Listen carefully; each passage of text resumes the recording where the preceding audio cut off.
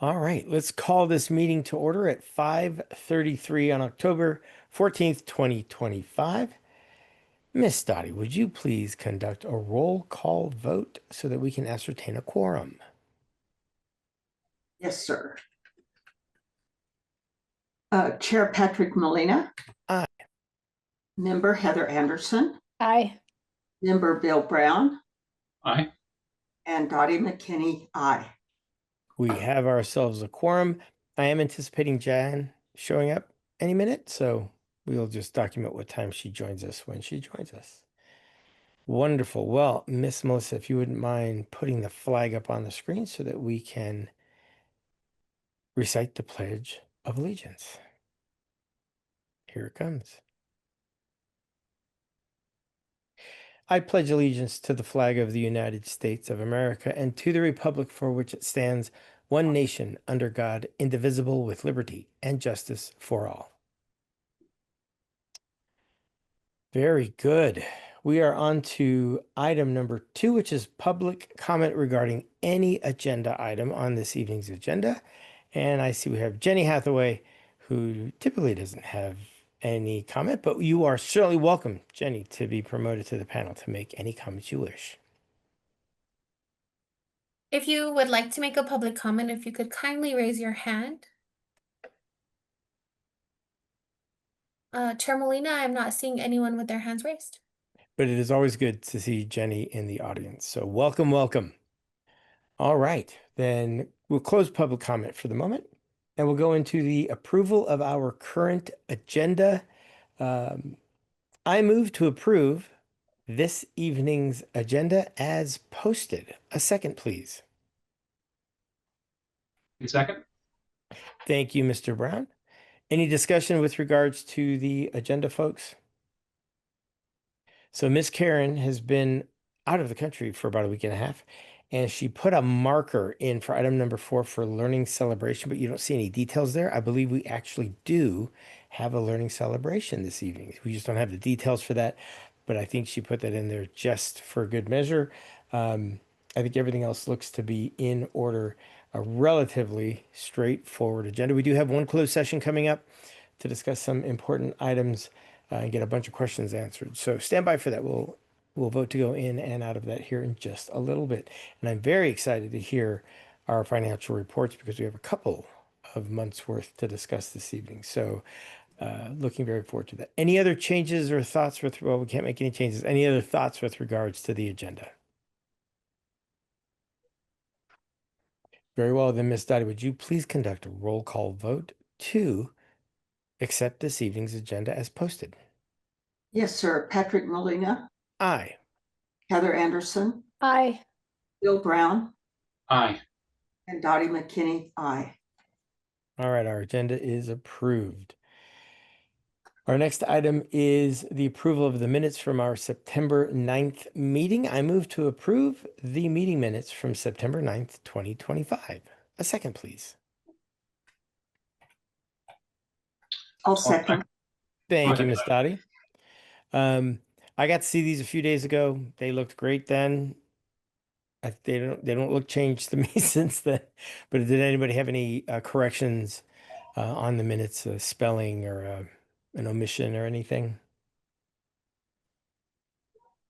No? I would agree. Well, then, Ms. Dottie, would you please conduct a roll call vote to approve our meeting minutes from the September 9th, 2025 board meeting? Yes, sir. Patrick Molina. Aye. Heather Anderson. Aye. Bill Brown. Aye. And Dottie McKinney, aye. All right. Thank you all so very much. And just like that, we need to bring in Justine Bihil to the panel so that we can look at our financial reports. And there's a marker on the agenda. I forgot to mention this earlier for bars, if any. At the time, I think this was posted, we hadn't had any information on that. So there could be some bars for us to approve tonight. And I hand over the podium to the very talented Justine Bihil. Hi, good evening. So we do have reports this evening. Would you like me to share my screen? Or do you have the reports in front of you? No, go ahead and share. It keeps everybody on the same page. Okay.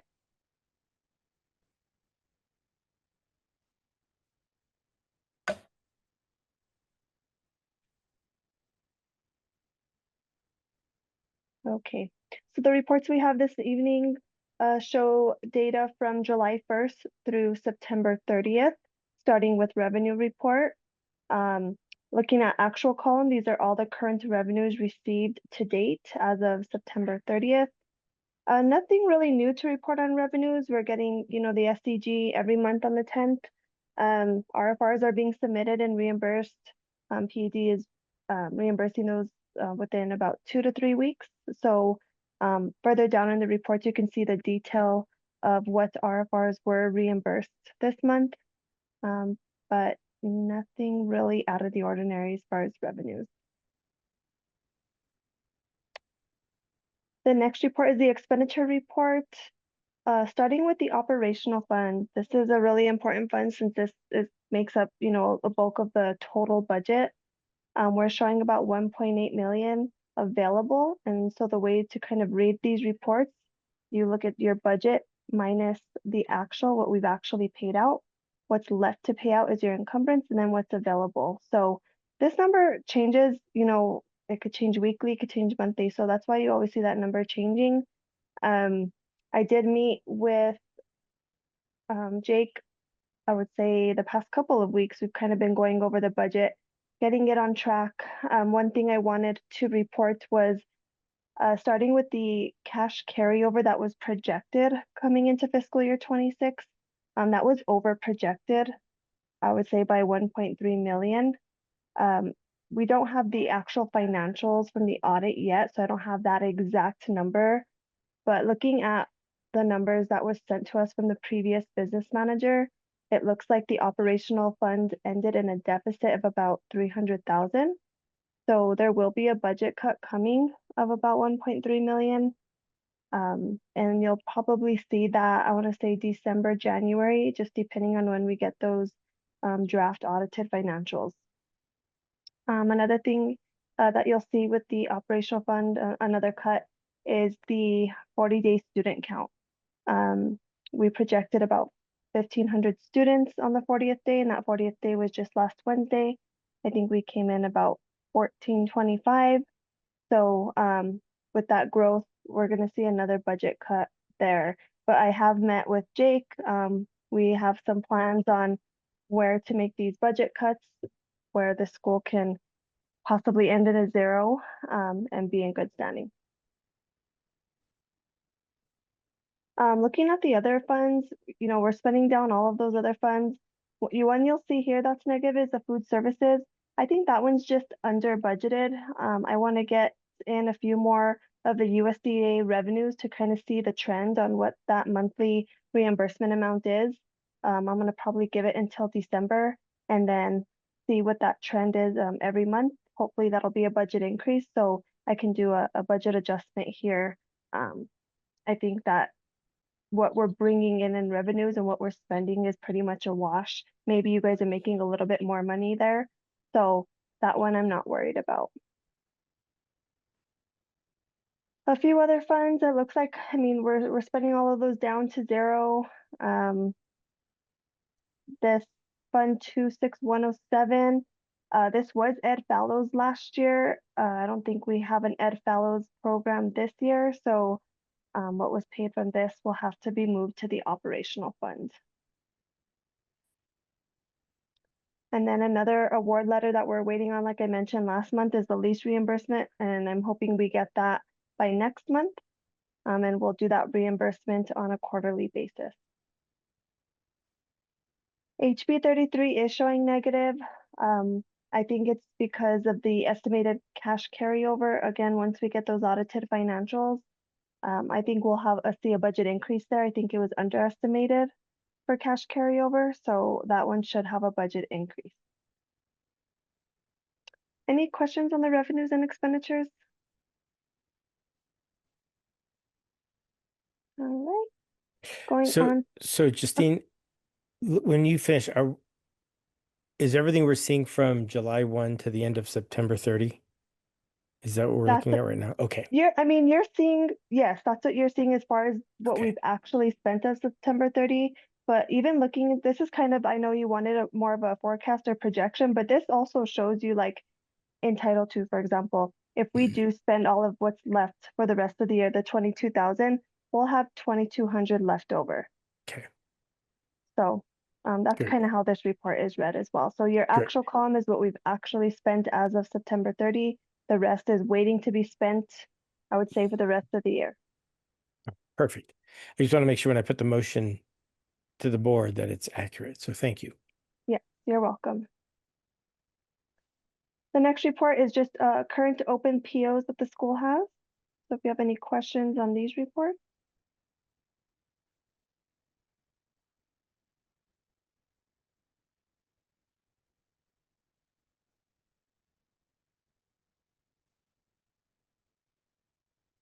So Justine, about, I don't know, 5 or 6 times last year, I would randomly pick a PO and have a mini audit on that PO to make sure that it went through the right process. So I'll probably pick one next month to take a peek at.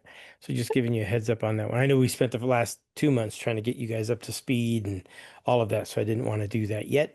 But next month I'll probably, or any of the board members actually could pick a PO and say, let's look at the Evergreen Electronics PO or whatever. So just a heads up. Yes, and just to kind of help you all out, I would probably pick one that has an invoice just to make sure that another thing to look at is the PO date should be before the invoice date. So you should always have a PO in place before anything is purchased. So Yes, after the fact, purchase orders are no bueno. yeah. The next report is the bank account register activity. This is just for the month of September, showing your deposits for the month as well as your expenses for the month.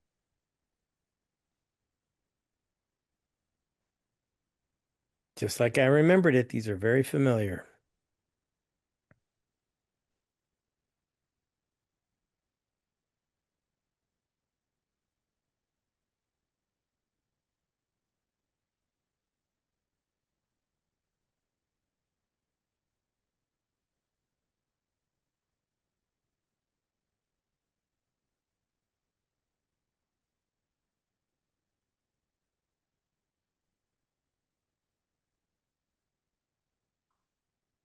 We had 1.8 million in revenues and about 2 million in expenses.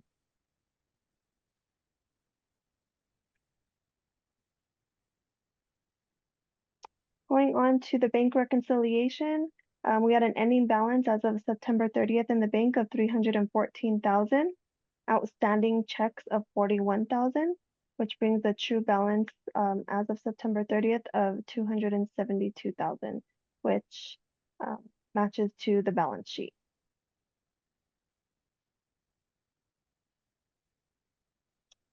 And do you have any questions on these reports?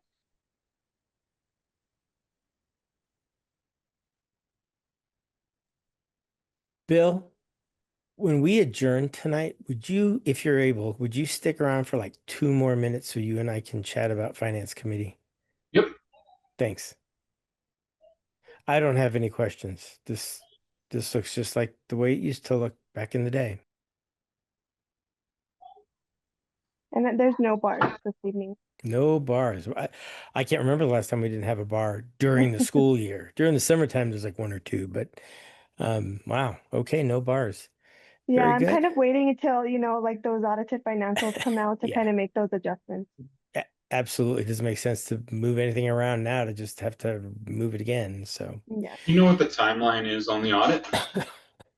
The audit, I think, is still ongoing. We it haven't is. had our exit conference yet with them. I know it's due to the state auditor like the Wednesday before Thanksgiving. And then usually we get the financials, I would say draft, depending. So if they did finish the end of October, we could get them November, December.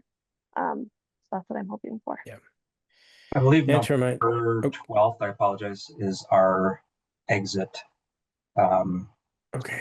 It's right that week of November 10th, I believe, is when we have our exit. Yes. Yeah, and just to remind everyone on the call that we can't make any formal announcements or any revelations with regards to the audit until it is official, and that'll be sometime in the March timeframe of next year. So we're all sworn to secrecy until it's been processed properly through the state. So just a heads up. Well then, having said that, any questions for Miss Vigil before we move to a motion?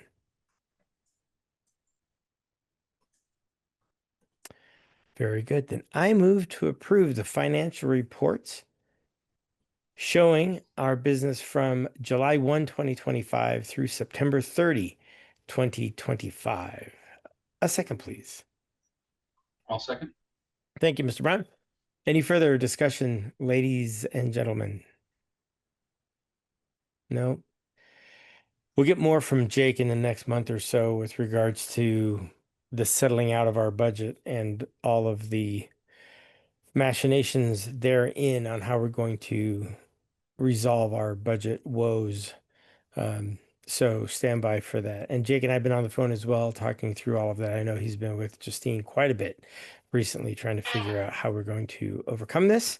And then Bill, that's the other thing I wanted to chat with you after the meeting was how we want to proceed as a little tiny itty bitty committee. So very Okay. good. Awesome. Well then, very good. If no other discussion, Miss Dottie, would you please conduct a roll call vote to approve the financial reports showing our business from July 1, 2025 to September 30, 2025? Yes, sir. Patrick Molina, Aye. Heather Anderson, Aye. Bill Brown, Aye. and Dottie McKinney, aye. Justine, thank you so much. Like I said, my very first finance meeting on this board, Justine was our business manager back then. So everything we saw tonight was like, I remember this. So well done. Thank you so much for making it so easy and clear to understand and navigate through. And we look forward to smooth reports going forward, even though it may be choppy to get there. So thank you Yeah. so much. You're welcome. All right. 5B on the agenda are bars. We don't have any, so we are not going to discuss that at all. Yay. Which brings us to, and this isn't a secret to anybody, my favorite part of our meetings. And that is the learning celebration. I believe Melissa is bringing, has brought Mr. Hello. Nathan Maxwell. Who wants to introduce Mr. Nathan Maxwell? Mr. Colander, the floor is yours. Of course, I want to introduce Mr. Maxwell. We had the absolute pleasure of being able to escort the Charter Schools Division around our campus, and it was one of the classrooms that we stopped in, as Mr. Maxwell shared out the flavor that he was working on with his students at the time, and it was thoroughly impressive. And so we were very happy that he agreed to be able to come this evening. For those of you who don't know Mr. Maxwell, this is our first year with him gracing us at our elementary school, and we do appreciate him joining our team. So he's doing a fantastic job, and love the opportunity to be able to highlight him this evening and look forward to what he's about to share. So I will now pass the floor, Mr. Maxwell, to you. All right. Well, first off, thank you all for having me here tonight. I definitely feel very honored to be able to do this.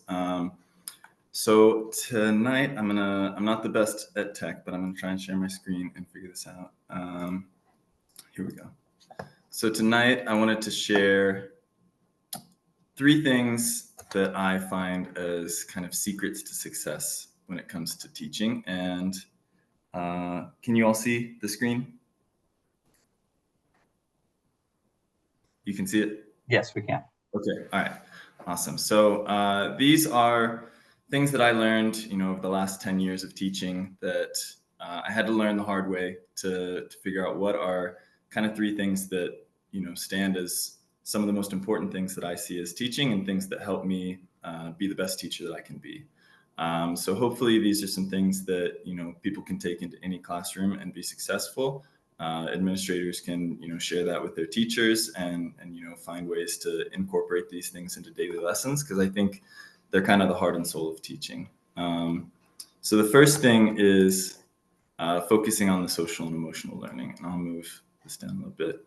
I think oftentimes social and emotional learning is kind of put as this thing that I'll get to it when I have time. And I think as adults who work, we all know that, those things that are put in that category of when I get time often get neglected. And that's one of the things that I want to try and avoid and make sure that, the heart and soul of learning is focused around that social and emotional learning. Like if the students aren't present and prepared and have the skills to, cope with making mistakes and trial and error and all these social situations that they're put in at school, I think they're not going to be as successful. And, science proves that students who have, a more well-rounded social and emotional state tend to perform better at school. And I take a lot of inspiration from Brene Brown, who is a great author and researcher on these ideas of social emotional well-being. And one book that I've recently been reading from her is Daring Greatly, and it kind of set up this, 10 guideposts to wholehearted living, which I'll click on it and show you kind of the social emotional learning unit that we're working through right now, which is all about building skills to help students overcome maybe challenges that they're facing, and also letting go of, certain mindsets that are pretty natural for humans to have. And the kids have been responding really well to it. They've been, learning about authenticity, self-compassion, resilience, gratitude, and joy. So the last 2.5 weeks, we kind of went over all these different topics, and now each week we're spending 15 minutes a day kind of focusing on one of these topics. So this week is all about self-compassion, and it's about letting go of this idea of perfectionism, and encouraging students to, be kind and gentle to themselves when they make mistakes, because all of the learning process is about making mistakes and how to turn those L's into lessons and treating yourself like a friend would. And I think that going back to this, that social emotional aspect is one of the most critical parts of learning. And I see and have seen in my experience huge growth from students who are able to, kind of get those emotions in check, learn how to communicate those emotions with others, and build strong social relationships. So that's one of the big things that are, I prioritize every day, that 15 minutes at the beginning of class to talk about these different concepts. The second secret to success is communication with all stakeholders. As a teacher, I work with a lot of different people, from parents to students to other teachers, administration, and much, much more. And so being able to have clear communication with all those people that I'm working with is very important for me, and it makes my life much, much easier. Also, I think it gives, especially to the parents, someone who sees them, for all the work that they do, because they have a big job, and I've learned in my experience that if I'm not on the same page, and if consistent messaging isn't being sent home from school and home, then the student's not going to make as much growth. So one thing that I do, and I'll open up a couple of my emails, is I share every week the learning that's happening in the classroom, detailed by what subject we're going through. I share with them the homework and how to support at home with these things. Sorry, it's taking a minute to load.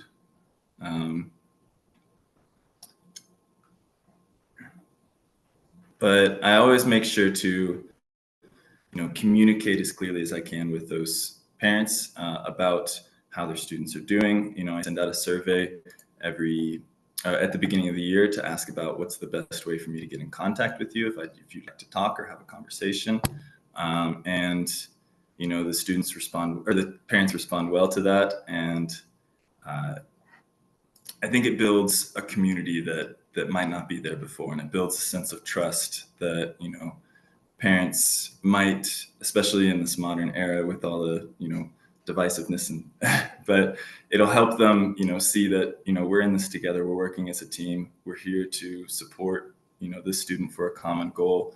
So being able to have that communication with the parents is really important, and communicating the social emotional topics that we're learning so they can have that consistent message, highlighting individuals and their goals, and making sure to send positive praise to parents is really important to me. And then also communicating with the team that I work with, building those relationships, helping each other out, sharing strategies, sharing resources has been incredibly beneficial to me as a teacher. And then the last one is focusing on the process. One of the big things that I try and do in my class is project-based learning, because it really teaches the students the skills that they need to know, and focuses on those skills a bit more than knowledge. I feel I would much rather teach a student how to do something than to teach a student what something is. because once they know how, they can start learning all the what's through their research, their interests, which is why I really like these flavors that we do, because it allows student choice. And so I'm going to open up. This is my final project for my Q1. And it's all about focusing on change makers. So my flavor is all about change makers. So we looked at fictional change makers for the first quarter, and now we're looking at nonfiction change makers. And the students got to choose who they thought was a change maker. And sorry, my computer's running a bit slow. But they got to choose who they thought was a change maker. They described what the traits are that made them a change maker, someone who made the world a better place. And then another thing that I feel like helps them out is chunking it into individual tasks. So they got to choose whether it's a presentation, a video, or a booklet. And then each step we kind of took together to build those skills to create something that's a bit more than what they could think they could do at the beginning. And it's cool to see that progress, and the kids have been really great this year. And focusing more on the process, I think that helps students understand that it's not about the goal. It's not about what they make or how it looks. It's about what are they learning through that process. It teaches students to work collaboratively because they are, learning ideas from each other. They're asking each other questions. And my role I see as more of like an encourager and a challenger to push them to those next steps as I'm teaching them along. And then I wanted to share one last thing that I taught today, which is my lesson called Embracing the Mess, because learning is a messy process and it requires like building that resilience. And so we talked about the learning cycle as a whole and what does that look like? Seeing how something works, trying to do that thing, doing that thing, and then at the end it is, reflecting on how that thing went. And we talked about how we spend 80% of our time in that, just trying to figure it out, trying to work it out phase. We also talked about this is where most mistakes happen, and different people are going to make different mistakes, and it's about how we respond to those mistakes, and then giving some, strategies to help them when they face those big feelings and those big emotions, when they're kind of in the muck of the learning, to help them understand that, this is something that we all face. This is something that we all deal with. And we're all learning in this together, including myself. And so it's really, I really enjoy that aspect of the learning because the students, they seem to get it. They see that, we're all in this together. We're all making mistakes. We're all, needing that encouragement, and we're all dealing with these big emotions. And I think focusing on these three things has made my class run smoothly. They've helped me grow as a teacher and as a person. And since implementing these things as a teacher, I have seen the most growth and the most success from my students in any year that I've ever taught. So I just want to thank you all for allowing the flexibility at Explore Academy to focus on these things, allowing for the choice for the students and us as teachers to see how we teach these standards and topics. And I just really appreciate all that. So I'm going to stop sharing my screen, sorry.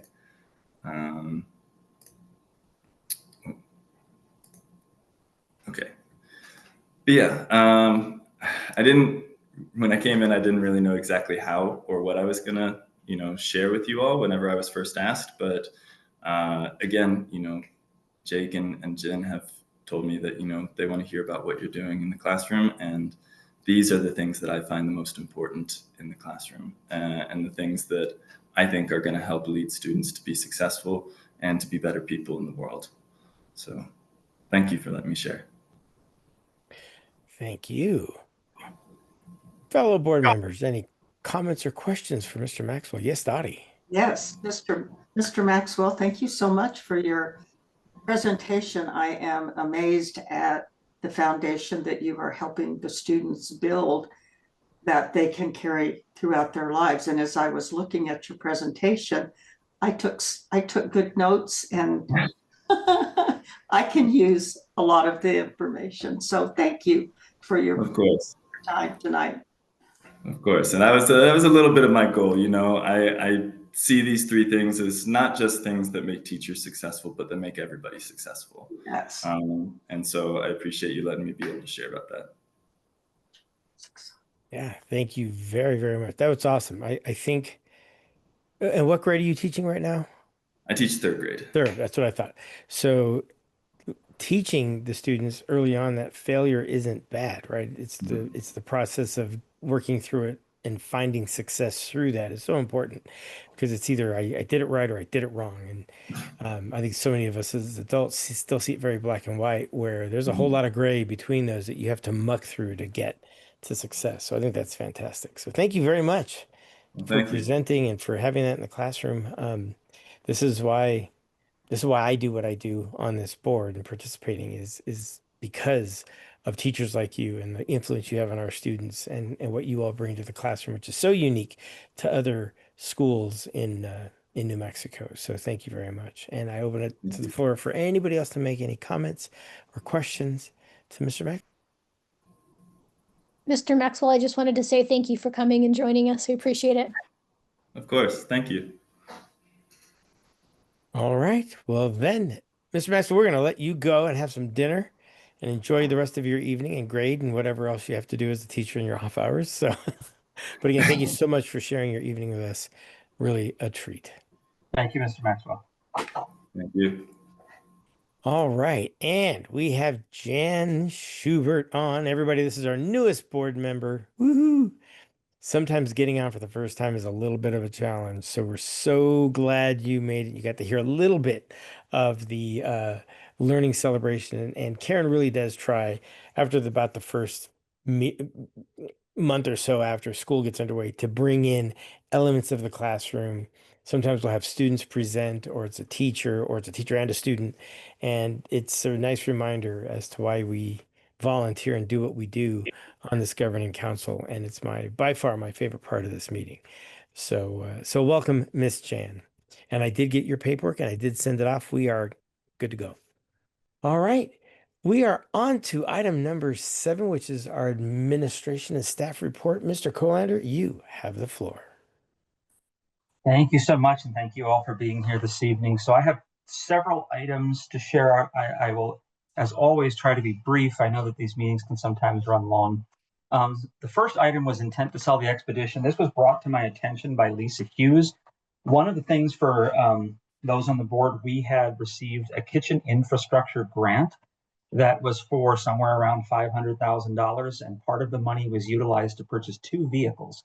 At the time, we have 1 kitchen and 2 campuses, and so there is a van that is specifically purchased to transport meals from our kitchen to our elementary school.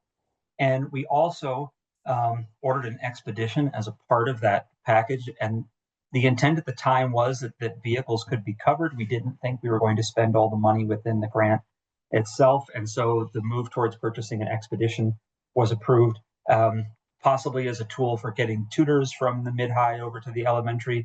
We didn't really know. We just knew that we had that sitting there. Well, way has led on to way, and we have overspent our kitchen infrastructure, not because of something the school did per se. It's just construction prices fluctuate and change, and things went up in price. So one of the resolutions to offset that cost is to sell the expedition. So I asked Lisa Hughes, our director of grants and transportation, to see what that process would look like. And I missed step 1, which is approval from the board to sell that expedition. So I don't know. Melissa's more of an expert at this than I am. I don't know if that requires a formal vote by the board. It might, and I don't know if that changes how this shows up on the agenda or how you need to approach that, Chair Molina. No, we certainly can vote on it right now. So you've brought this to the board's attention. So do we? Let me make a motion, then we'll make a discussion because that's the way you do it. So I move to approve the sale of the excess vehicle,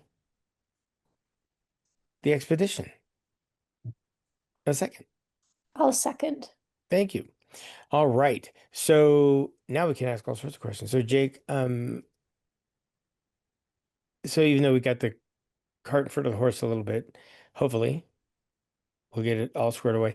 Do we have interested in buyers yet, or is this still in its exploratory exploratory stage of selling? Well, Lisa got her first place was to check online to see quotes. She pulled up Kelly Blue Book value.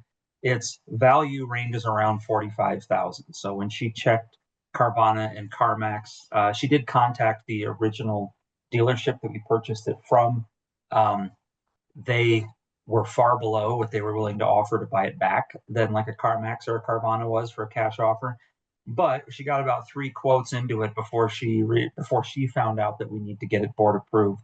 And she goes, I'm afraid that what we're thinking we're going to get for it might change day to day. So that was step one. But I think, yes, we can sell it. We are getting pretty close to what we spent on it, but it would put somewhere between 40 and 45,000 towards offsetting that increased cost. Okay. Is there any badging? Bless you. Is there any badging on that vehicle that we need to take off? I saw one of, I can't remember if it was the van or the Expedition that had our logo on the door. I believe both do. So we'd have Okay. to note, yeah. Remove that. Okay. All right. Yes, ma'am. Jake, if you don't mind, I just want to remind your staff in doing this transaction to document everything, because normally you do have to have a independent third party. I forgot the word. Evaluation. Somebody help me. I'm having an Appraisal?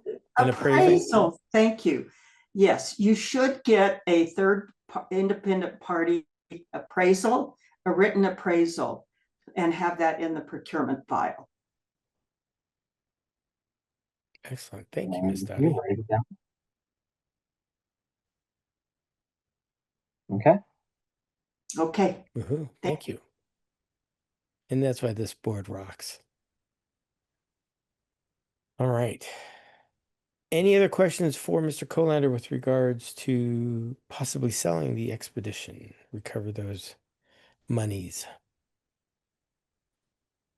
I do remember that when this was brought up a year and a half ago, is Miss Lovelady, is that right? Miss Lovelady was also proposing that our kitchen would be able to handle feeding other schools and that we would generate income from those other schools, that a second vehicle would be very handy in making sure we could deliver those meals on time.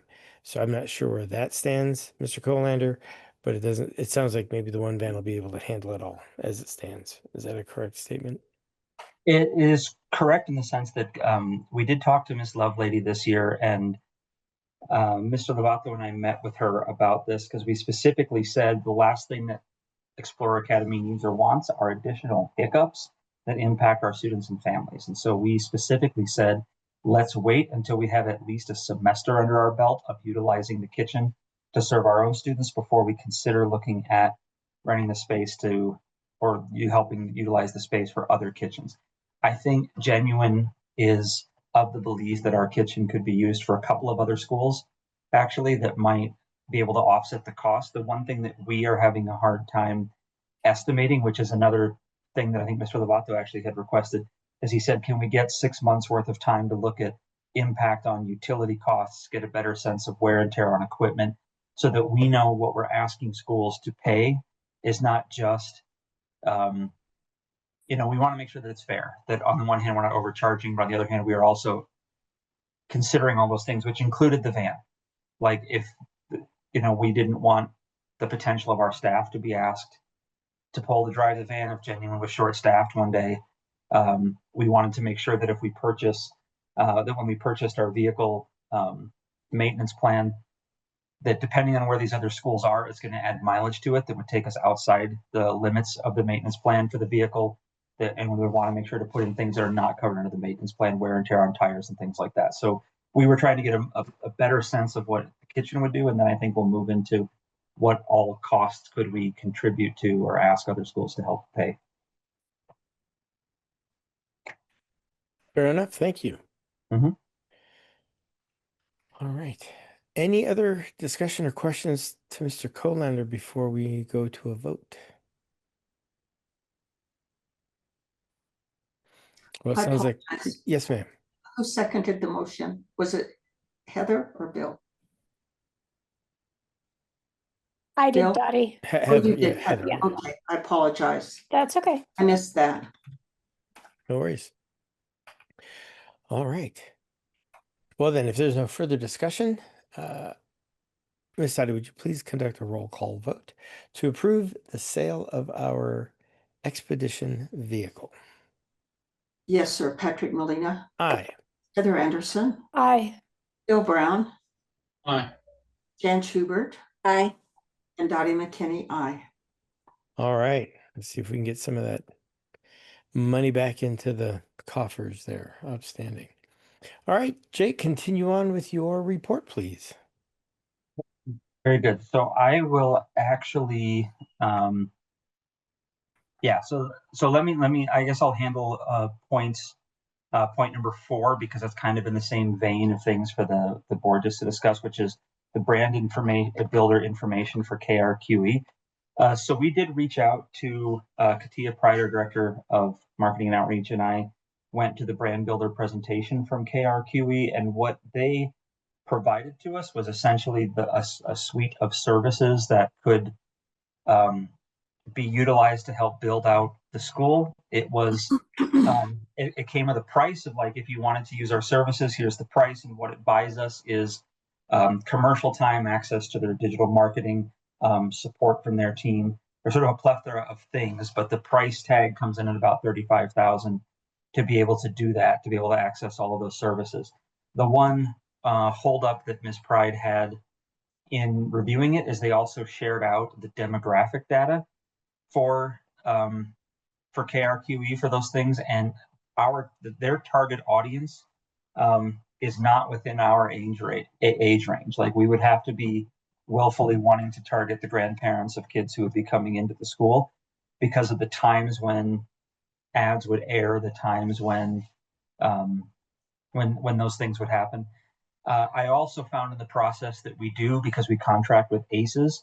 ACES has their own separate KRQE contract to have some of those services offered at a little bit better customer service because they work in a collective, and we would not have to do a separate, like, get 3 different quotes because it exceeds $20,000, get 3 separate quotes to be able to offer it, because we already have that agreement through ACES. So I did want to present to the board because KRQE was wanting to know back what we thought about the brand builder. I don't know at this time if I can actively say that I recommend it, but I see that Katia was moved up to the panel. So maybe, Katia, if you want to join in and share more from your perspective on that particular resource. Okay. Yeah, I can talk a little about that. I'm so sorry, my tears just ran. So looking at a couple of things with Brand Builder that has kind of been our holdup in years past is just what Mr. Colina was saying. The age ranges don't typically match up for those that watch the news. One other thing that in my research that that I have noticed is that viewership is down. Viewership is severely down. That's why some of these news networks are moving into the digital world and posting digital advertisements more so than they are on the TV advertisements. I did reach out to KRQE, and I believe they got back to me today about also demographic research. A lot of the demographics that they were showing us, and I know we've been looking into, expanding our demographic, looking for, a wide range of students to join us. And I was not particularly impressed with the numbers they presented at the Brand Builder event based on diversity and things like that. So I did ask for a report. They did send me the report. I have not had a chance to look. It's pretty in-depth and it's pretty long, just based on like the data they've collected. But that was another area of concern. Now, as far as talking to the diversity, again, I have not had a chance to review the whole file that they sent me to look at exactly where they're reaching. But it does, this isn't something we aren't necessarily already doing. The TV ads would be the new component. The digital ads, as far as stagnant ads go, and online ads go, we've been doing that already, just not necessarily on KRQE itself. So this 35,000 would go just directly right into KRQE's advertising. They can place them in different areas, and I can manage that. But essentially, those are a few of the key reasons that we've kind of held off. But we do want to, open it up, and if this is something we're interested in pursuing, it's done well for other local businesses. Again, the main concerns are that target audience is a little older, and not necessarily right where we've been targeting during this time. And especially if we're looking to grow below the 6 through 12 line, that age range right then gets even lower than the targeted age range that they have. And I can add some numbers to that because I had the paperwork in front of me. So as an example, the stations this would send us out to, KRQE in general, if you go 55 and older, that is 66% of their consumership. If you go age 50 and over, that is 71%. So 2/3 of their audience are 50 and older. News 13, again, 50 and older is 81% of their viewership. They also we would have access to Fox New Mexico, and the 50 and over would again be 72% of their viewership.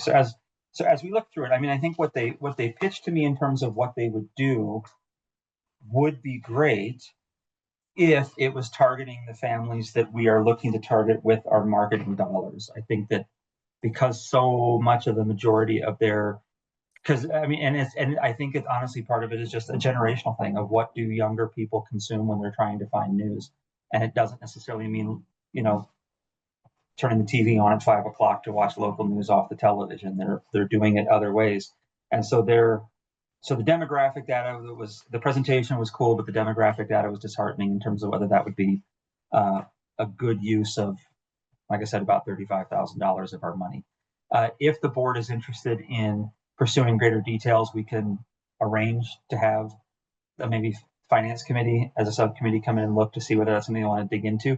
If you would like more details through ACES, they connected with me this week because I guess in the process of inquiring, I got an email from Christy Takis at ACES who said, "Hey, we were told that you're dumping us to partner with KRQE," and I even had to reach out to Katia and say, "What are they talking about?" Neither of us knew. We're like, "No, there's no breakup happening here, ACES. We didn't know that." So I think that may have been just in the communication phase amongst their team. So we can also, if that's something we want to pursue, it sounds like what she explained to us ACES could do with KRQE, if that's the route we wanted to go, is actually a bit of a better deal for the school and easier in terms of its funding.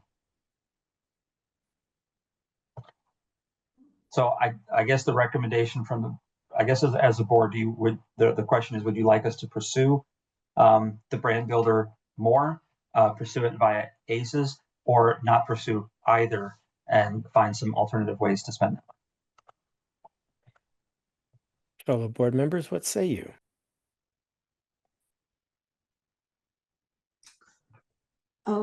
It doesn't sound positive to spend that money if they're unable to target the demographic of younger viewers. That includes families and students.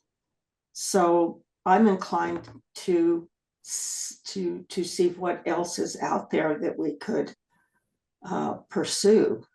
I know I used to watch Channel 13 News, but I got a different TV system now, and it's such a hassle to get to the news. I read the newspaper every morning instead. So old school, Albuquerque Journal. So I fall in that 70% demographic, right? I'm 58. I have no children at home. I have one grandchild coming in February, so I'm years away from having an eligible student join Explore Academy. So I would say that I am not a great demographic, right? Folks in my age range or older, even though there's a good number of grandparents out there raising children, and I want to recognize that. Um, I, I just, I just don't see the bang for the buck. Um, I have a very naive question to ask, and that is, and this is extremely naive, so pardon me, but how do we make Explore Academy viral in social media? Because I think that's where our demographic lives. Um, and it seems like the most oddball things become viral. Right now, apparently, if you say 6'7", middle schoolers go nuts. I just read an article about that in the Wall Street Journal today. So I'm old school too. I'm Wall Street Journal. It's digital, but I'm a newspaper guy. And apparently, if you say 6'7", which is a line out of a song, mid schoolers go nuts over that. And it was a song that the artist said he almost didn't even release. So it, again, a naive and um, maybe not even an appropriate question is how do we make Explore Academy viral in social media? Because I think that might be a better use of our time, talent, and funds than trying to chase after KRQA, which is just one channel out of the three in Albuquerque and in New Mexico. I think I think if we were going after a certain demographic and they were hitting it, I'd be all in. I just think it's too narrow of an audience, and the demographic is beyond where we should be going after, in my humble opinion. No, I absolutely agree. I mean, that's why we have not done it in years past. That's why I've always said, that's not what's better use of our money. But so as far as the going viral, like again, organic content and really boosting a lot of the things that are happening in Explore, because those things happen, right? Like you said, like happenstance. Like he wasn't going to use those lyrics. He wasn't Right. going to. So we have to really start boosting or our organic content, which is what we're trying to do now, right? With like Powder Puff and all these other things that we're trying to make sure that we're highlighting. I think through highlighting more of that, making sure that we're getting more content out there is going to make us more viral. The one thing I would say too is using some of the money to actually market ourselves on social media like we've been doing, and making sure we're putting money towards the tracking aspect of it. So when they look at us online and if they look at our organic content, I can see that. And then if they're not, it takes a lot of backgrounds, but if they're not following our page, or if they're not, I can tell if they've applied sometimes, depending on if I can get their name out of the IP address, which is a little bit tricky, but we can follow kind of that trail and retarget them and make sure that they're actually generating interest. One thing that's, brand builders really great, which is the KRQE. It's really great for businesses, in my opinion, very good for businesses that are selling product or Agreed. appeal to that wide variety. Like Agreed. we'll go buy a kitchen sink, and for us, right, we have the challenge of having to, present the model, tug at the heartstrings, all those things. And so I think when we say go viral, things like that, I think it really is in just the buildup of our organic content, making sure that we're marketing the name of the school so that they see that name in the advertising, and then they say, oh, I saw this funny video on their social media, and they're making those connections and it's coming all together. So what about creating, and I stink at social media, but when I go through Instagram and I'm looking at stuff, I get an ad for a hat clip thing for your cowboy hat, and then I get another one for whatever.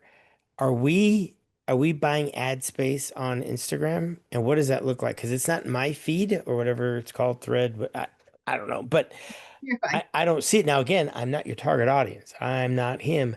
But what does that look like? I think that might be a really interesting thing to deliver is what does our Okay. current social media exposure look like? Because I'm not sure any of us have seen it. Yeah, I'm happy to dive into that. And I mean, we might have to do a different meeting. I know, because that's kind of a long conversation. And there's some graphics that I could probably include and things you guys could read that would like show you a little bit more. But Right. absolutely, you just hit the nail on the head. You're not right now. You're not in my target demographic, so it's not going to target you um Right. as highly as it would, right, a mom in my age bracket. Like I've seen the ads pop up for me. Why? Like, cool. But it's it also depends on too how much on Facebook, especially the Facebook ads, on how much you follow us, how much you interact with us. because I tailor down if they're really interacting with us, because they'll see our organic content and they'll see our ads. So those paid ads are making sure they're targeting, right, those on the outside of our Facebook, of our YouTube account. The other thing we have set up is keywords. I'm working a little bit harder on keyword search. So like if they search like best charter schools in Albuquerque or things like that, that those IP addresses then bank into our IP addresses that are being targeted for our advertisement. So again, it's probably a much longer, and I'm happy to put that together for next board meeting or whenever you guys need it, to see like the numbers and be able to see the trends and things like that I see on my end. But we are, I say we're also working on a SWOT analysis for next year to make sure that we're really targeting our strengths. I don't know if everyone knows what that is, but strengths, weaknesses, opportunities, and threats. Looking at other charter schools, we've already noticed that they open their application a little bit earlier than we do, so that's changing this year. So we're working to really make sure we can hone in on that audience and target better with our online advertising. But yes, I'm happy to do that. Yeah, I think it would be cool for us to see that. And right now, today, we should be looking for our next year students. We should be marketing hard in recruitment right today. Yeah, but I think if we're going to spend money, I think we need to look at more active marketing that resonate with the demographic of between, I don't know, 30 and 45 is my guess. Most of our parents are probably in that age range, maybe late 20s anymore. I would too.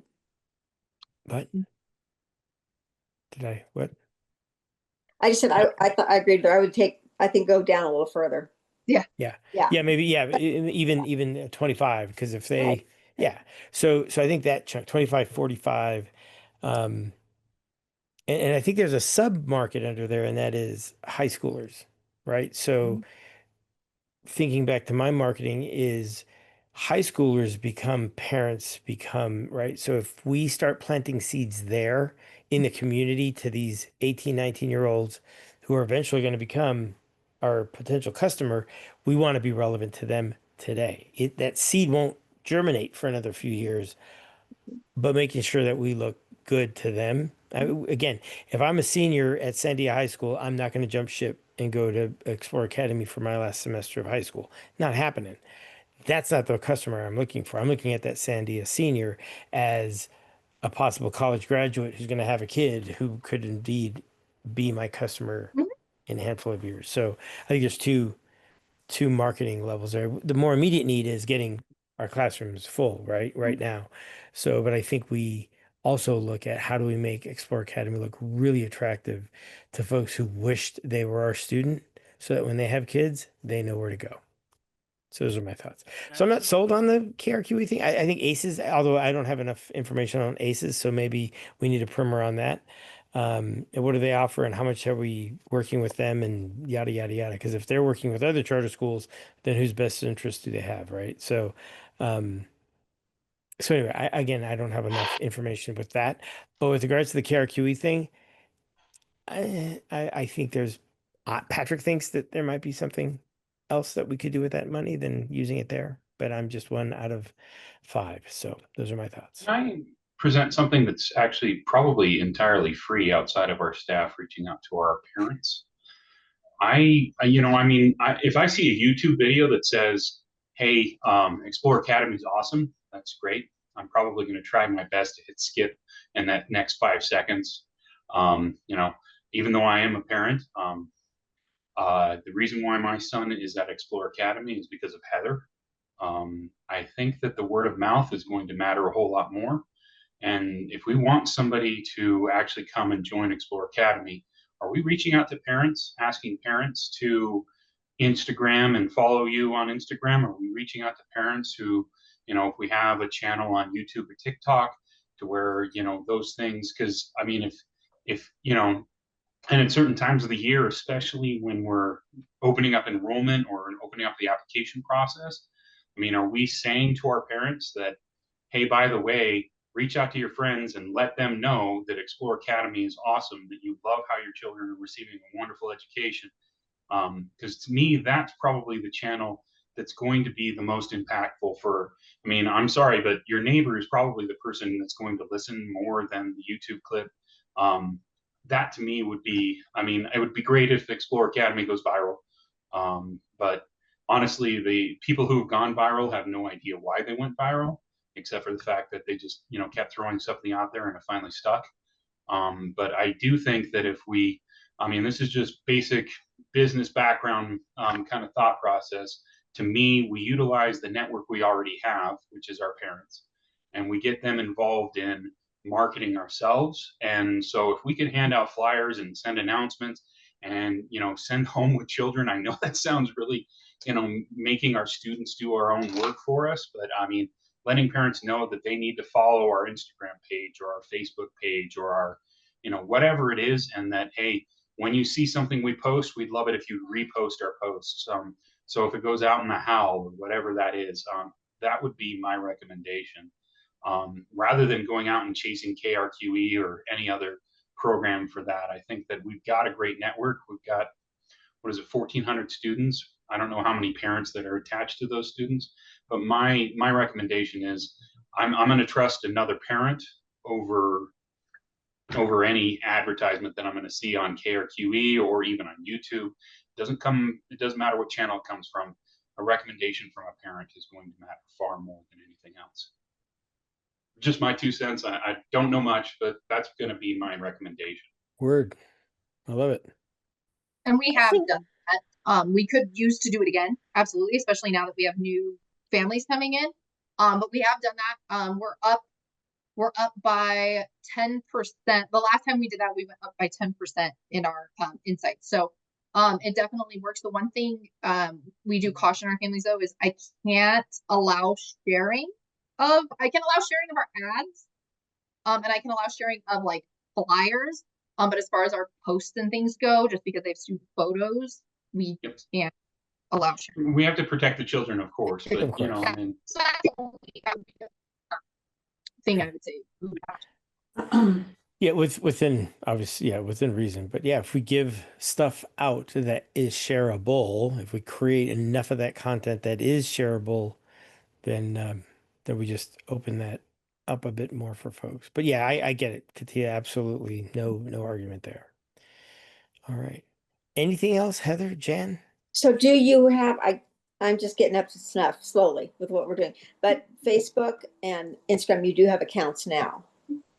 Yes, we have Facebook, we have Instagram, we have YouTube, we do have TikTok. TikTok has been a little bit of a difficult one for us to kind of I don't want to say maintain, but it's harder to, the account has a lot more precautions and things that we have to take. And so it's been a little bit more of a hoop jump with TikTok. So that's just kind of getting off the Okay. All right. I'll go look those up. Okay. Mm-hmm. I don't have too much to add, Patrick, except just echoing what Bill said. I think that targeting parents, and especially the parents of younger kids in the K-5 and the middle school age, would help to keep attract more students and to keep them through high school. And even having my kids are busy, they're getting older, they have jobs, so they're not as much into activities and other things at school, but when there are school activities they go to, inviting friends and getting parents introduced to the school that way, something that you could invite community to would be good, maybe. Yeah, agreed. Yeah, I think it's a multifaceted approach. I don't think there's a silver bullet here. But I think we need really look at that demographic that we want to hit, and what are they clicking on? What are they swiping on? What are they hitting, and really go after that. So yeah, the KRQA thing, I agree. If we're selling windows all day long, right? Absolutely. We're not. So yeah, those are my humble thoughts. Very good. All right. I think you all have your answer. We don't need to vote on anything. Yep. I think you were just asking for some direction. Yep. So cool. Tells me what I need to know. And then if I want to, I will, just for the sake of closing the loop on it, is just sort of reach out to, I'll get more familiar with ACEs. So what I understand is part of what they do is they're sort of that third party where we can set up a PO with them that is already approved to go, so that we don't have to go out for bid for things that are offered via ACEs. So if they said something about having better, and they have, let's see, the quote she used was enhanced customer service, which is one of those lines that I hear and go, that doesn't mean anything. It just sounds fancy. So I will ask and dig a little bit and see if there's anything I can pull out information from them. So If they have a nugget or two that we can put to work, then great. But it's let's get a little bit more information on them for sure. I think that's prudent. But okay. Wonderful. absolutely. Anything else for Miss Pride? All right. Groovy, cool. Thank you so much. Thank you. All right, Mr. Cole, now do you still have the floor? All right, we're still rolling. I'm going to roll into the OKRs for Q1 report out. We have a, let me share screens real quick because I was going to say, because when I went to go click on it earlier today, it said I didn't have permission. It told me to go pound sand. So it's like, oh, I'll see him at the meeting. So. All right. I will be sure to get that shared. I always seem to have an issue when it comes to sharing stuff on Google Drive. That's how it goes. Something that I wanted to make sure that we put together, because I do not want to lose sight of the fact that we are doing objectives and key results. And I do think in the course of a couple of months, the noise about it has lulled a bit, which is a great time to strike with a quarterly report out to the board, as well as sharing this out with families, students, and staff. So the hope is that following this evening, that I'll be able to share this out with the community, because I do think it's important for us to ensure that the community is getting everything that is involved with this. So I made this document so that it's easier to sort of scroll through instead of pages of information. People can click on what is most relevant to them. But I will quickly go through each of these items, because one thing about the key results is a % complete report out. So we did very brief progress notes about it. And again, I'll just try to go through them briefly, and then you all can read, of course, a little bit more thoroughly outside of this once I get permissions fixed. So we did say that we were going to look at a reading assessment via iStation or iStation data from 2025 to get a close Lexile score. 100% of students have received that.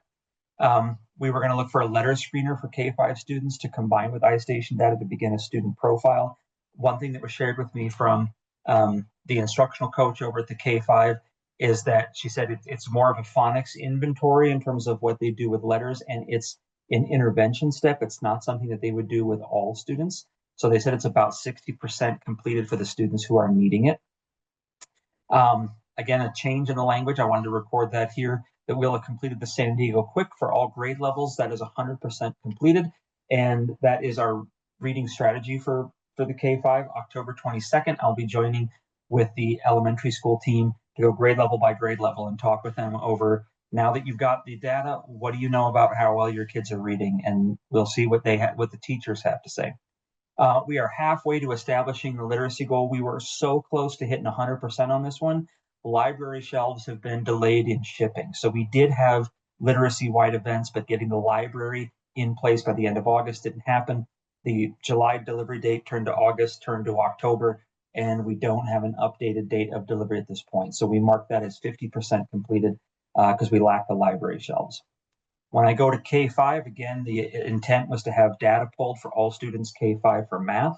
100% of that is complete. Universal math screener for all students identified to be able to use math, add plus Vantage, 100% complete. By end of Q1, all students will have utilized the math screener, adjusted as needed to identify grade level math foundation score, also 100% complete. So this will continue that conversation on October 22nd. My basic question to the K-5 teachers will be, what percent of your kids are on grade level for reading and math? And it sounds like such a simplistic question, but with so many different tools that they use to measure it that all share different metrics for determining where kids are with reading. To us, the core essence of this was, what do we know about whether we are preparing kids to be on grade level by 5th grade? So that will be our deep dive. We also have, during Q1, the school have a STEM focused event. This is 0% complete. We did have the 2 literacy events instead of 1 literacy, 1 STEM. So December 3rd will be the STEM focused event. So that will be a Q2 update, and we'll adjust that key result, but did not happen during Q1. For our mid-high academics, we marked this as 25% complete, which was establishing a data gathering tool and baseline for standardized assessment. We have everything gathered together in various folders. We are trying to find a more efficient system for putting them into a spreadsheet, because we're going to devote a lot of man hours to combining all that information. Because what we were looking for is assessment scores, say for PSAT and SAT, IMESA, NM, SSA, ACT and AccuPlace are self-reported by students because those are optional tests. So if they don't have PSAT, SAT, or IMESA, NM, SSA scores that indicate college readiness, we may ask them to provide an ACT or AccuPlacer score, but they typically don't unless there's a reason to do it. So we have the data, but we don't have the tool to be able to compile it, to be able to look at students across the board to know that every kid has hit what we refer to as a college readiness indicator on one of these exams. Also, with establishing a tool for looking at the pass rate of students along with college readiness scores, right now it was just the MSSA scores. So IMESA and NMASA, we were able to get K8, where we looked at pass rate and get that aligned to make sure that kids' pass rates were sort of in alignment with what they were showing for college readiness. We just have not, as indicated above, been able to put it together for 9 through 12. So we are 70% of the way complete for doing this because we have K8 done. We're calling it 78% or 70%, but we are missing 9 through 12, and we have the data. It's just getting that efficiency of compiling. We did ask that all students would have professional development during term 1 for PLCs for flavor rubric, that flavor assessments to ensure pass rate is correlational to mastery of the standards. Teachers have all received professional development. I did hyperlink a copy of the rigor rubric that teachers are using. Our PLC chairs score all of our flavor assessments, utilizing that to ensure that the flavor assessments are matching the higher level of rigors that we're wanting to see in the classroom. So that has been completed.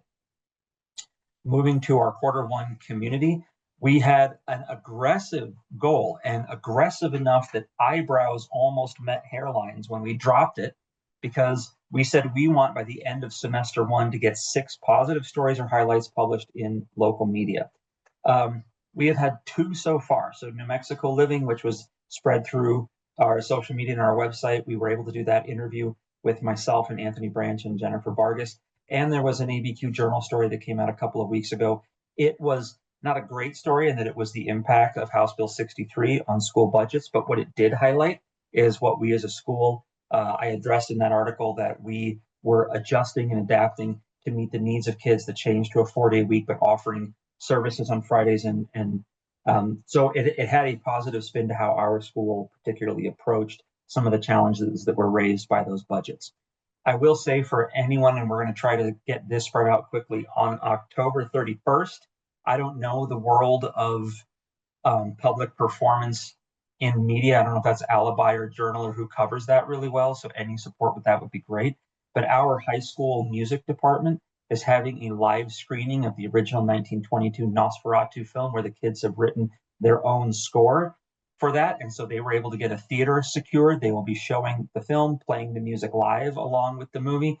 I think that's newsworthy. So I'm trying to find the appropriate outlet to do it so we can get that advertised for people for the 31st coming up. So if any of you know some good connections in the media, I would love to try to create some of those. This was an oversight in how the key result was written. So it's by 40th day increase hits on our community event calendar by 10% over the previous year. What we found when we got into the tech behind this is that our community calendar is a subscribe feature. So you add that calendar to your Google Calendar, which means everyone only ever needs to click it once. Once they've clicked it once and it's checkboxed in the calendars that appear on their calendar, they never have to click it again. So on the one hand, we did not track it last year. So we do not have a way to indicate whether we exceeded a 10% overage on its use, on its hits. But also we don't know how to necessarily track hits on this, because it's, like I said, like if I'm as parent in the household, I might subscribe to the Google Calendar for the activities calendar, and my wife might just look at my phone and we might pull it up 10 times a day, but it's going to show one person subscribed to the calendar and that's it. And so we have our academic coach is also a Google certified educator. We have tasked her with trying to figure out how we can create a tracking system to know whether our activities calendar is being accessed and utilized by our community. So this is a 0% achieved. We didn't get there. We needed at least 2 events in the fall with 100% participants other than Fall Festival. We smashed this record because we had our Boohoo Breakfast had over 100 participants. Our breakfast clubs had over 100 participants. Our Meet the Teacher events had over 100. We had an open house at the K5, which had 132 participants, an open house at the 612, which had 175 participants. And at this point, we had counted about 140 that participated in our tailgate literacy party. So we have gone well and above and beyond the 2 events. So that was probably too low of a bar for us to hit in terms of the 2 events in the fall with 100 plus participants. We're a big enough school now that 100 plus is easy to hit. So we'll be rewriting that key result, same objective, different key result for next semester. Recruit at least 10 local businesses to participate in school events or initiatives by the spring. We are 60% there. We plan to close the gap and get 100% after our fall festival. Unfortunately, local businesses have a sour taste for our school, not because they don't love the kids or the adults. Literally, the traffic has kept Galton neighboring businesses from wanting to participate in things with us because they get frustrated at our traffic. And sometimes their parents are not the kindest to local business owners when they're using their parking lot to pick their children up. So that has not gone well, and we need to start thinking about how to address it because Katia actually reached out to the businesses that directly surround Galton to see if they would show up to some of our events, and that did not go well for her, unfortunately. So we did get ice walls. We have Girl Scouts, City of Albuquerque, rock climbing wall, Oasis Therapy, New Mexico Asian Family Center, and Added Up have all attended. And again, we're looking to close that at Fall Festival. Our Q1 retention key results. We wanted to make sure we adjust the end of term student surveys for 6 through 12 to add questions that reflect discovery of passions and interest. 100% complete. We got the surveys completely rewritten, and we actually created the template by which some of the other Explore Academy schools are doing their student surveys. We felt these were much better at actively engaging students. It shifted the way of doing a survey where it might say, you know, teacher Jake Colander, rank him on these 26 questions. Teacher Patrick Molina, rank him on these 26 questions. And instead it said, here's 14 questions that all ask about the positive things that we see. And I can share the survey questions. I should have linked it here. Essentially, what were the qualities we were looking for in our best educators? And we took those qualities and said, which of your teachers stood out to you as meeting? And it was sort of one by one. And the kids drop in every teacher they had that term that they felt met that classification. We also did some questions to ask which teachers they felt were a challenge to having achieved that. And then the option for kids to leave it blank if they wanted to, so it was neutral. Our term 1 data looked great. Our term 2 data, the response rate was half of our term 1 response rate. So we are going to be engaging with our staff on how to get the response rates up for terms 3 and 4, because more responses equals better data, but we did get that survey rewritten. Similarly, 100% met the end of Q1 revised the parent survey to identify whether their child is discovering their passions at the school. They have compiled that survey data this week, and so I'll be able to get in.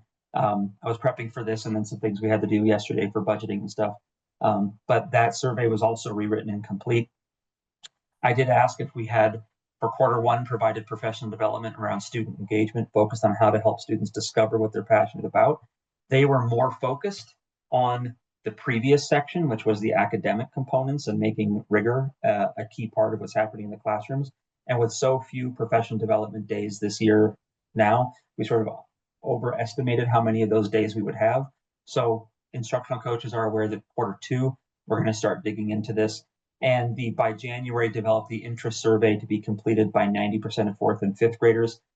Principal Vargas and I will begin developing that survey to have them take at the end of December. So not started yet, 0% complete. And My Pet Passions project is on people's radar, but it is for by the end of the year. So you might see this percentage of completion slowly grow over the course of these report outs over at the end of Q2 and at the end of Q3.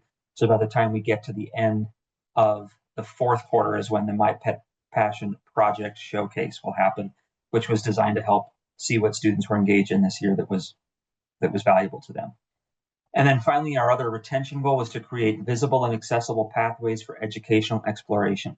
We are half there in terms of community bulletin board for posting activities, resources, and opportunities. We do not want to create too many places for parents to get information because then things get lost. So we are trying to balance what would appear in the Wolf Pup Post and the Howl, as opposed to something like this, where those newsletters change every single week.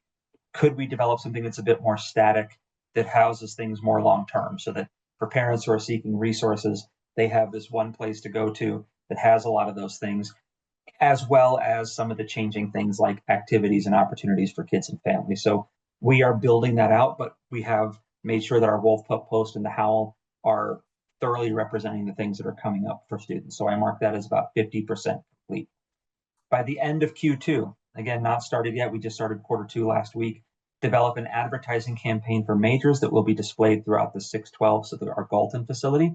That's a conversation that I'll be having with our instructional team this week for Galton. We are about 70% complete when it comes to secure at least 5 additional internship opportunities by the end of semester 1. We have 4 students that completed internships, and we've tried to build some opportunities in there. So we're about 70% complete, but we are 100% complete in the goal of increased participation in dual credit travel opportunities or internships to 30 students by the end of semester 1. Again, we smashed this goal partially just because of dual credit. We had 49 students that took advantage of that now that we've expanded what we do with our dual credit.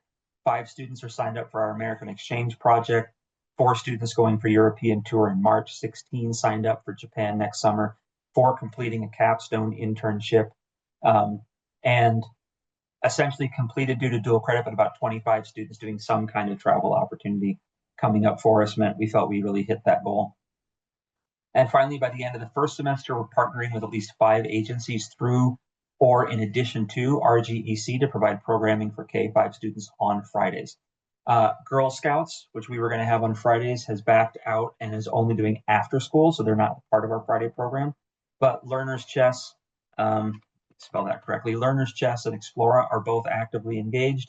And I did reach out to Rio Grande Educational Collaborative to find out what other agencies are looking to partner with, because they had mentioned organizations like Instituto Cervantes to be involved in the school. And they said they're working on their end, they're working on that now. That's something that they do early in the fall and try to build those out for the year. So we're about 40% complete with that particular goal. But we have till the end of the semester to try to achieve it. So there we go. That was a whirlwind through it, but I did want to give you all, and like I said, I will make sure that the settings are, so you can go back and read through these in a bit more detail. But I wanted to make sure everyone is seeing that we are working on the things that we had prioritized as our objectives and key results. And this will be shared out with all community members, so parents, students, and staff, so they can see the progress. I would like our community to be aware of what we're trying to accomplish as a school, because hopefully that will also help people decide that when they can wade in with some insight, or, you know, we were able to get, just so you know, next Friday, myself, Mr. Branch, and Ms. Vargas, the 3 of us did get highly sought after and no longer available tickets to the Black Chamber of Commerce gala that happens on the 24th. It's a great community building event, community leaders, business owners, things like this. Our job is to network. And I tried to get us in by telling them, if you have someone back out of offering a table, we would be happy to put a table up to advertise our school a bit. But we're trying to chip away, get our name out there, as you guys were saying, in terms of advertising. How do we get our school to be top of mind when people think about charter schools?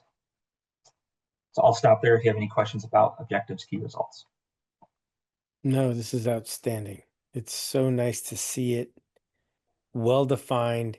And for those of you who remember when Jake rolled this out earlier this year, is they're not written in stone. You set one and then you tweak it.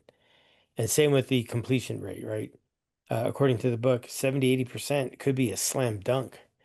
But I'm very enthused, and I just love it's so easy to see what we are going after. It's not nebulous, it's not a pie in the sky goal, it's very well defined. So hopefully everybody can appreciate that because I think it's really important to keeping everybody's eyes on the ball, especially at the school level. And I agree with you, Jake. If it's gotten a little bit lullish because we've got some really great wins, probably time to knock it up. So awesome. Thank you. Yeah, and I'll add the couple things about the OKRs that I loved, as Chair Molina was expressing, the flexibility, so that when we lowballed that fall participation rate at fall events, as soon as I saw how our numbers, I said, I'm going to call it 100% for quarter one, but we got to up the game for next semester. And the principals are aware because it was a little too easy to achieve that particular one. But the other part of it is transparency. It's that Yeah. we don't wait until May to say, did we hit our annual goals? We talk about, I think the recommendation is monthly. For us, it makes sense quarterly because that tends to be where our check-in points are for our elementary and our mid-school kids. But at least quarterly, being able to see where we're at with these, I think is, or I hope you all find it valuable. I agree. No, I think that makes sense. Absolutely.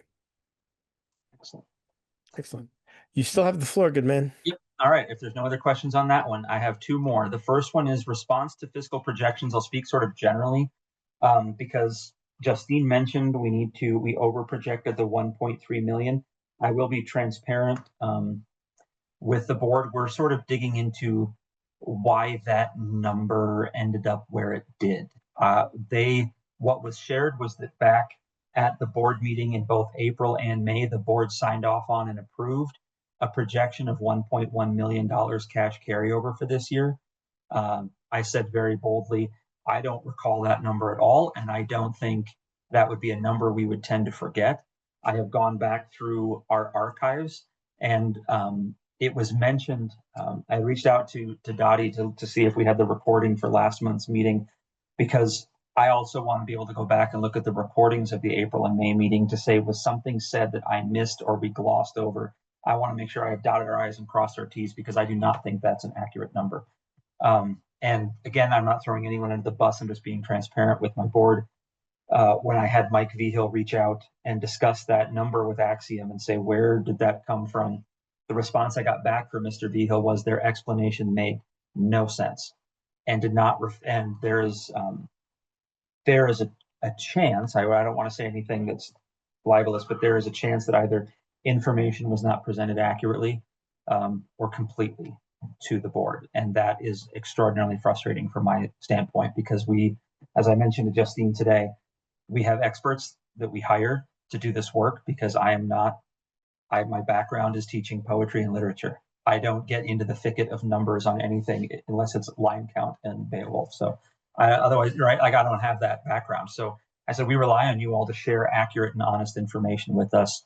And when it feels like what we are being told does not match reality, that feels like a pretty gross violation. So we're digging into what that number means. But in essence, she said, we're going to have to figure out how we cover for that. So where we have landed today, just to give everyone some better insight, I did share with Chair Molina.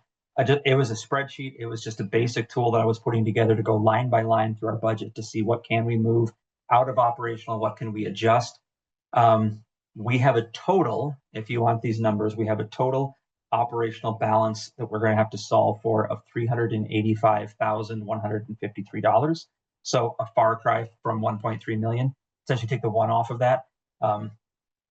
But in the way that I looked into when we were pulling up numbers, and we were able to, I was able to move some things I couldn't move around, but some things I could. I was able to find another 364,000 that we can pull out of operational and put into other funds, SB 9, House Bill 33, and SB 9 money that can be used to pay for those things.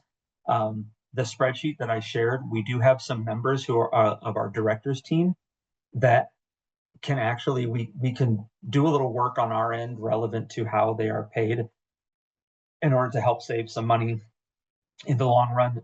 We've had 2 level 3, like retirement age staff who decided to go that route. And so some high paid staff that we're replacing with like level 1 teachers. And so there is a net savings there of about 132,000.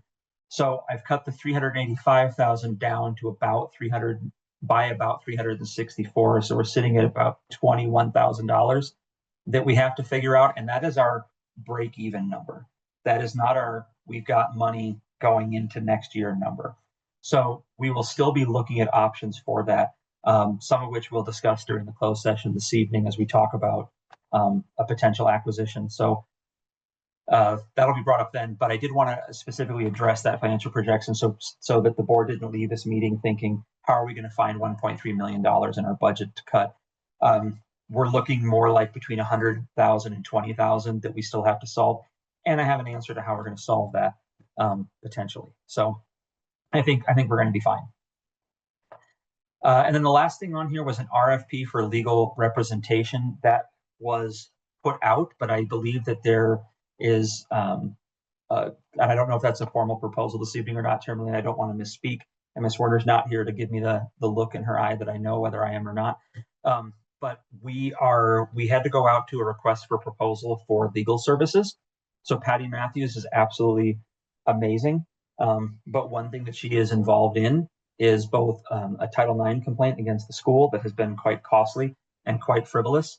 But in addition, working on our bond deal, because we do have a refinance for Galton coming up and a potential purchase of a facility. And whereas some lawyers are able to do that work where they don't get paid, their pay comes out of the closing costs of those deals. She said, unfortunately, because she is retired and is very selective with the clients, and we're lucky enough to be one, she cannot wait until deals are closed to get paid for her work. So she still bills us for that as we move along. Much of that money will be reimbursed back to the school out of the closing costs of any of those deals that we end up closing. But we are probably going to wander into the exceeding $60,000 on her bill before we get any money reimbursed to our account. So the RFP was posted. So we are in the process now, but we will have to have a separate opportunity for the board to vote on that RFP. Okay. I think that's it. I think that's it for me. I can jump down to general updates and reminders if we're ready to move on, or I can pause for questions as we need to. Yeah. Any questions on section 7A? All right. The general updates and reminders, Jake. Very good. And so we had our initial CSD report. It was shared on, as you saw, that we were shared on 4/8, what our initial findings were for 2024, 2025. I will reiterate something that was said earlier by Chair Molina. Anything that is financial related, we're still on the hush hush about, so I cannot share anything that was shared with us regarding that. But our criteria and school performance, as you see on that first report, it was initially given to us with a lot of things were identified as more data needed. So far, the things that we have had that is on the PEC agenda for the 17th, you'll see that second document that was updated on September 24th. Really, the thing that I think was the biggest challenge that was given to our school, academically speaking, our school always performs really well. So those things have never been an issue with us. We're often meets or exceeds standards in any of those kinds of things. Where we fell short in our ranking, and this was also reflected in our accreditation, was particularly in finances, and we knew that was coming. So that was not a surprise to me. One of the things that was on the does not meet, if on that there's that 10, maybe I can share screens real quick. I'm sorry, this will probably be easier. I'm talking through this, and I don't mean to do that. If you look down at our organizational, we had a working to meet standard on the 3A3. Scrolling up just real quick briefly, you can see that we have exceeds or meet standards. We have a couple of things pending that are we won't get to the mission goal and things till the end of the year, but exceeds and meet standards. We had a working to meet standard on this because of, they said they did not see evidence of the school posting agenda 72 hours in advance of their board meeting for May or June. I know that Karen is challenging that with them to say, Correct. what are you talking about? So that is there. I will mention that we had one of the parents in our audience this evening had expressed a concern to me. She is a parent who likes to watch the board meetings, but is not often able to attend, and was asking specifically about board meeting recordings being posted in a timely manner. I think the board meeting for September was posted today, and her request was, I think she said something like, can we not get that within a week of when the board meeting closes, that we get it posted so those of us who would like to review it and watch it can see it. I do think that's a valid concern that we just need to address as a school. The annual compliance requirement, May 20, school received an acknowledgement letter regarding the state compliance OSC received. That is Office of Special Education. We have had a corrective action plan from Office of Special Education, but all of those things on the plan we are going to close just fine. We met separately with the Office of Special Education a couple of weeks ago. They're getting what they need from us. So that, of course, is not going to be a challenge. And of course, the does not meet standard on days of cash on hand. I think we knew that was going to come up. Correct. If you haven't picked up on my tone, I'll say it bluntly. I feel more confident with the direction that VHO Group is giving us relevant to their numbers. I've sat with them through over the last month, probably a dozen meetings where they have talked through numbers with me and category, and it's been very nice to have those conversations. It's not that meeting with Katie was bad or anything. I don't mean to say that, but they definitely are there to help educate on those things. And similarly with the financial audit, there were 2 material weakness findings, 1 deficiency, and 4 total, details of which can't go out yet. But things that I think once you hear them, you'll be like, yep, we knew that was coming. But that's what will be shared out. Enrollment variance, we did not get the kind of enrollment that we were looking for this year in terms of those numbers. I will say that something I felt very good about, if I silver lining as much, on these things, is that we had a significant change to our school in going from a 5-day week to a 4-day week. That's huge. Philosophically, logistically, that's a big deal. And we are going to not end with the numbers we were hoping to end. We didn't get the numbers on the 40th day that we were hoping to get, but we also didn't lose students from last year. So we were looking to grow, and ultimately our population stayed pretty close to the same, which I actually think is a really good potential outcome of what a switch from a 5-day week to a 4-day week might look like. We were hoping to have some more families swing in who were in support and wanting to see a 4-day week for their students. I don't think we pushed that information out the way that we could have to have had the kind of feedback or have the kind of responsiveness to it. We tried to address it in August and make sure that was a part of our advertising that was on our website, those kinds of things. But to initiate the year, it wasn't anywhere that I found to be very easily accessible by parents to discover, but we got that fixed. So I think it's up and on. Like, the future expansion that we're looking for next year really is isolated in the K-5, completely doable. We still have a wait list of about 300 kids. We just don't have any space for them. We could have easily met our enrollment numbers this year if we could have expanded our K-5 this year, because we have double the number of kids sitting on a wait list than we would have needed to hit the kinds of numbers that we wanted. So for next year, I think we're in a good space, because that really is where the growth will come from, is K-5. Ed mentioned the final report will not be received until after accountability data is published by the PED. We did send the email, and evidence was shared in here, the evidence we sent to the CSD regarding some of those things. So, these have all been addressed. There's nothing in there that I think we left unaccounted for in what we're doing with the CSD or with the PEC. We are on their agenda for the 17th because they just need to present the revised report and address those things. So. All right. Any questions, fellow board members?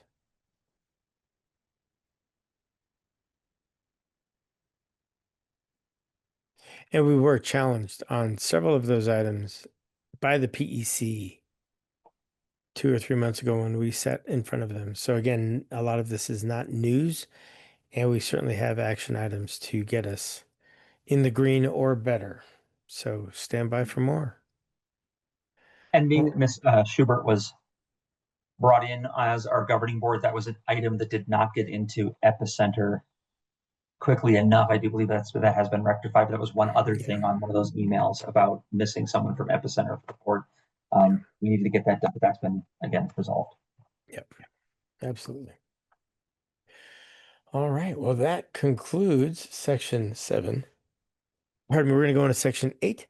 I move to enter into a closed session for the purpose of discussing the acquisition of a new facility to create a K through 12 campus and related financing as permitted under section 10-15-1H8 of the New Mexico Open Meetings Act. A second, please. I can second. I think I heard Bill say he can second. Wonderful. Now, Melissa, if you're still with us, I think you are. Do we need to leave this room and go to a new room? What's your, Yes, I will be emailing you the link, so I'm going to pause the recording since have you already no, we conducted need your a vote? vote. Okay. We need to Yeah, do the once you vote. conduct your vote, I'll pause the recording and then I will be sending you the link for the closed session. Cool. Thank you. Yes, Miss Dottie. I apologize. Who seconded the motion? Mr. Brown. Thank you, Mr. Brown. Cool. Okay. All right. Well, then let us conduct a roll call vote, Dottie, to enter a closed session for the purpose of discussing the acquisition of a new facility to create a K to 12 campus and related financing as permitted under section 10-15-1H8 of the New Mexico Open Meetings Act. Yes, sir. Patrick Molina, Aye. Bill Brown, Aye. Heather Anderson, Aye. Jan Schubert, I, thank you for the recording, and Isla Dottie McKinney, aye.